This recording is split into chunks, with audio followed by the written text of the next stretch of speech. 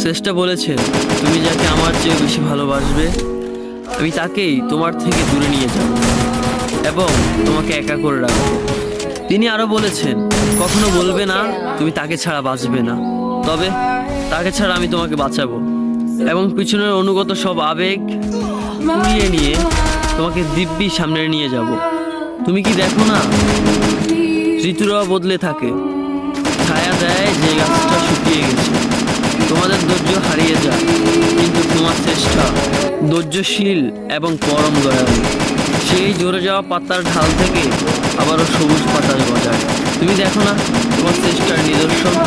যে মানুষটাকে তুমি নিজের অংশ ভাবতে, সেই মানুষটাও একদিন অচেনা হয়ে যায়, তোমার মন ভেঙে যায়। এমনকি তোমার বিশ্বস্ত বন্ধুরাও স্বার্থ পুড়িয়ে যাওয়ার পর বিশ্বাসঘাতকে পরিণত হয়। তুমি কি তা দেখো না? যে মানুষটাকে নিজের জীবনের চেয়েও বেশি ভালোবাসতে, সেই মানুষটাও প্রতারণা করে। তবে তুমি কেন চেষ্টার বিমুখ হয়ে মানুষকে ভরসা করো?